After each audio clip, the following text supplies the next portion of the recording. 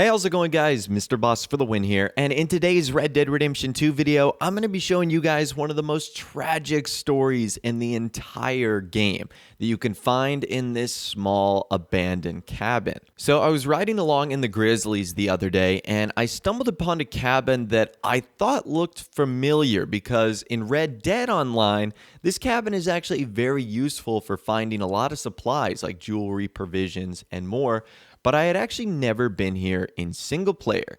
If you're curious where it is, it's actually located just sort of to the southeast of O'Creagh's Run and to the west of Ansburg. It's kind of hard to find because it's this really tiny cabin that isn't really marked on the map. Now, I had no idea what to expect on the inside, but I was completely shocked upon entering for the first time when I found just a corpse. I found a fully dressed skeleton, and that's it. That seemed to be the only crazy thing here. Now, just off of first glance, it looks like based off the way this person is dressed, that this is a woman.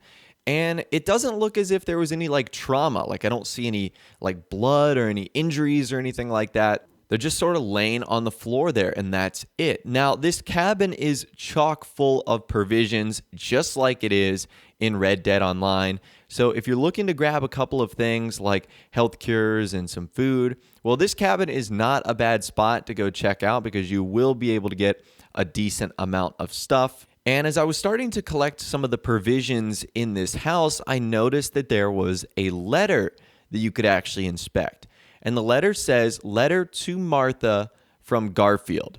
So I think we can assume that this person on the floor, her name is Martha. And it says, August 17th, 1864.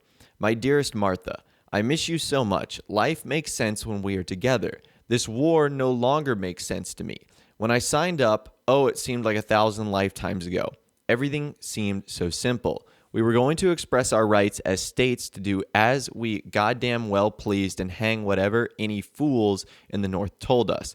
I cannot believe now that this was a principle I would die for. And yet it is a principle I have seen so many men I grew up with be slaughtered for. That and their own stupid pride. We Southerners are such proud fools. Now I am only proud about one thing, the love I share with you. You, a Yankee, an abolitionist, everything I am supposed to hate and now love so dear. How can you love me back when I am such a fool? I cannot wait for this war to end. I thought many times about running away, but General Harris has taken to shooting deserters. I am still too proud to allow for that. It seems we are heading towards an enemy camp in Scarlet Meadows for one last battle. We have almost no chance of winning. Our morale is almost entirely spent, and the Yankees are far too strong. But after the accusations of cowardice levied against General Harris for his failure to support General Quinn last month, and all that drama, he seems hell-bent on a fight. I even overheard Major Smith complaining in the officers' mess about General Harris. None of his junior officers trust him very much anymore. I hope I do not die. Not because I care two figs for myself, but because of the sadness it would bring to you. I miss you, yours, Garfield. Okay, wow, so there was a lot to talk about here. So it seems as if we've got two characters involved here. Martha, who is clearly dead on the floor of this cabin, and her lover, Garfield. Now, what's interesting here is this letter was written a long time ago. It was written in 1864, which is like 35 years before our game takes place. It was also during the Civil War. As you guys know, they were talking about the North and the South fighting each other, and that's exactly what was going on here. And it seems as if Garfield is from one of the southern states, and Martha is from one of the northern states. So they're not supposed to be able to love each other, but they do.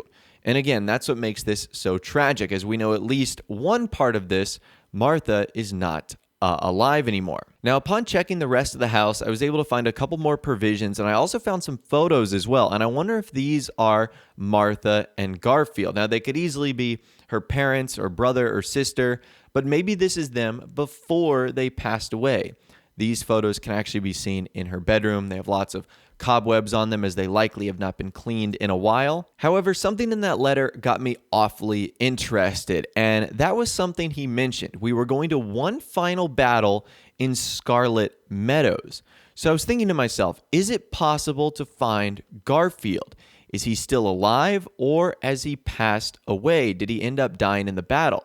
Because one thing I did remember is near Scarlet Meadows, there's that abandoned Civil War battlefield with like the cannons and the forts and everything like that.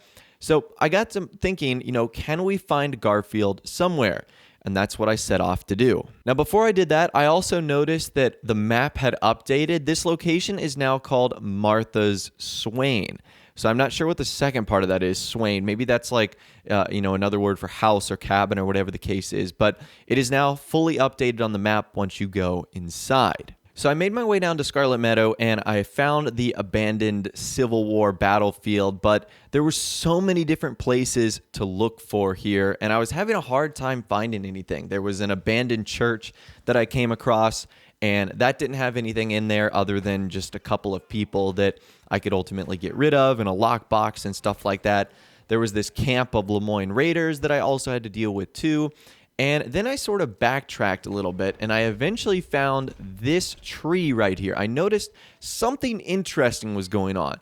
It looks like it was an impaled soldier on a tree. And as you guys can see there is a letter in this guy's like gun belt that you can actually take. And sure enough, if you take the letter, you can see that it is a letter to Garfield from Martha. So this is Garfield right here. And this is the letter that he received. You can see that it was dated about maybe a month and a half after he sent her letter. And it says, "Darling Garfield, I hope this letter reaches you before the battle of which you spoke. How dare you talk of getting yourself killed, you silly, proud, wonderful man. There is nothing finer than someone who can grow and develop and let go of their old prejudices and lies. And that is the man you are. And that is why I love you so. But at the same time, you are a pig-headed, stubborn barbarian. Run away from the battle, stop fighting, and come to me. The war is over. Do not get yourself killed for a silly general's desire to prove he is not a coward. Be a coward for all I care and run away. Come to me here. I am waiting for you. All my love, Martha." Wow, so we got a lot of details here, and this just took a very tragic twist. So clearly, Martha responded to Garfield, but it was not in time. And as you guys can clearly see here, Garfield did not make it through the war. Now, he's literally impaled onto this tree, which I'm trying to think of a couple of different theories here. Was he killed in battle, or was he maybe killed by his own generals for trying to desert?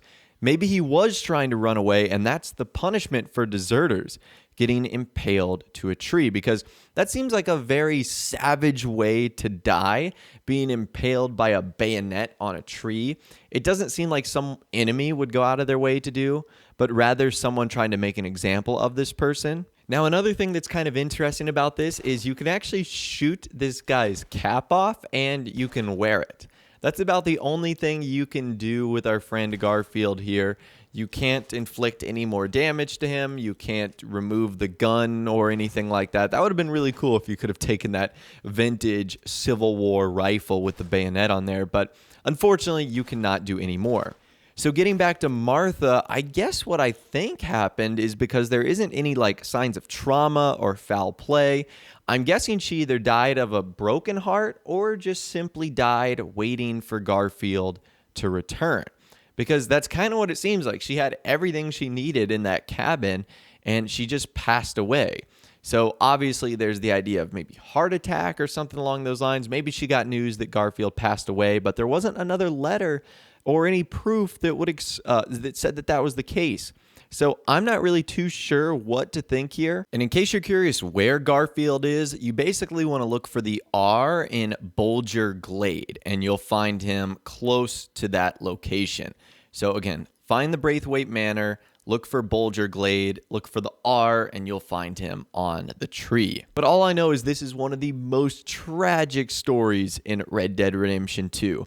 You have this lover, Martha, who is a northerner, who is in love with Garfield, a southerner fighting in the war. And she basically tells him to come home and desert the war.